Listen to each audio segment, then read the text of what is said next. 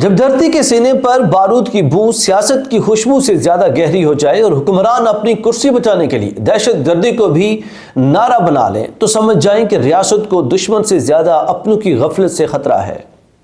अस्सलाम वालेकुम नाज़रीन, मैं हूं इरफान इम्तियाज और आप देख रहे हैं विजन पॉइंट।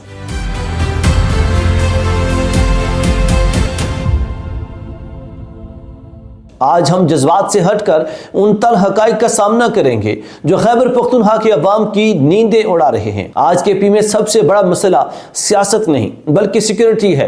अस्करियत पसंदी एक बार फिर एक कौमी खतरा बनकर उभरी है, लेकिन बदकिस्मती का मकाम यह है कि सूबे में हुक्मरान जमात PTI ने उसे भी एक सियासी नारा बना दिया है। जब उनसे पूछा जाता है कि दहशत गर्दी क्यों बढ़ रही है, तो जवाब मिलता है हमारे पास इख्तियार नहीं है। मेरा सवाल बहुत सीधा और ये सवाल हर पाकिस्तानी पूछ रहा है।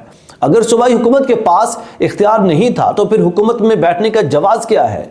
अगर आप अवाम की जान और माल की हिफाजत नहीं कर सकते तो फिर झंडे वाली गाड़ियां और प्रोटोकॉल किस लिए हैं?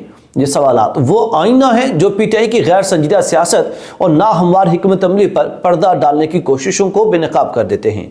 हमें यह समझना होगा कि इस वक्त जंग की नौयत क्या है। आखिर यह कोई मामूली लॉ एंड ऑर्डर का मसला नहीं है। आप बलोचिस्तान की मिसाल ले लें, वहां हमारी बहादुर सिक्योरिटी फोर्सेस रोजाना की बुनियाद पर जहन्नुम हासिल कर रही हैं उन सैकड़ों दहशत गर्दों को जो भारतीय हिमायत याफ्ता हैं। इंटेलिजेंस बेस्ड ऑपरेशन में उनके ठिकानों से जो असलहा, गोला बारूद और जदीद मुआसलाती निज़ाम बरामद होता है, वो चीख चीख कर बता रहा है कि ये मकामी नाराज लोग नहीं हैं, बल्कि ये मुनज़्ज़म दहशत गर्दाना नेटवर्क है जिसकी डोरे सरहद पार बुलाई जा रही हैं। जबकि ये असलहा इस बात का सबूत है कि दुश्मन की शिद्दत कितनी ज्यादा है।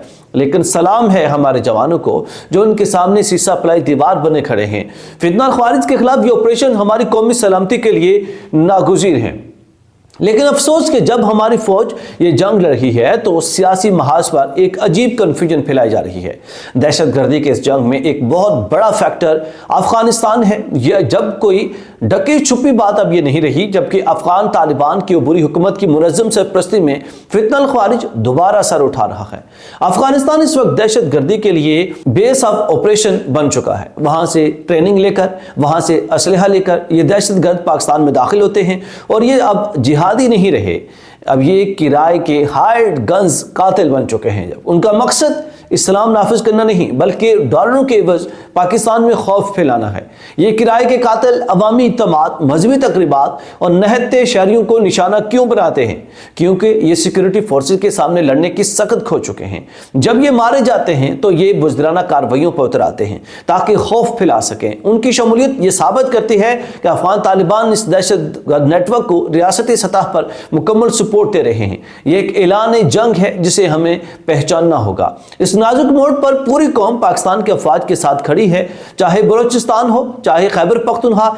रियासत दुश्मन अनासर के लिए इस धरती पर अब कोई जगह नहीं है। लेकिन मसला तब आता है जब सियासी क़यादत अपनी जिम्मेदारी पूरी नहीं करती। PTI की हुकूमत को अब फैसला करना होगा कि वो रियासत के साथ है या अपनी सियासत के साथ। दहशत गर्दी के खिलाफ जंग में सिक्योरिटी फोर्सेस का किरदार काबिल इस्ताइश है। वो अपना खून दे रहे हैं। हुकूमत का काम है कि वो उनके साथ ताउन जारी रखे, ना कि इख्तियारात का रोना रोकर दुश्मन को फायदा पहुंचाए। नाज़रीन, ये वक्त आ चुका है कि फितना ख्वारिज की दहशत गर्दी को जल्द अज जल्द और फैसला कुन तौर पर ख़त्म किया जाए। अब कोई मुज़ाकरात नहीं, कोई नरमी नहीं। जो बंदूक उठाएगा वो मारा जाएगा और जो सियासी जमात इस बयानिए में कन्फ्यूजन पैदा करेगी वो भी तारीख के कटहरे में मुजरिम ठहराएगी। अब अवाम बाशऊर हैं, वो देख रहे हैं कि कौन दहशत गर्दों के खिलाफ लड़ रहा है और कौन सिर्फ प्रेस कॉन्फ्रेंसेस कर रहा है। पाकिस्तान की सलामती पर कोई समझौता नहीं होगा और इंशाअल्लाह जीत रियासत पाकिस्तान की होगी।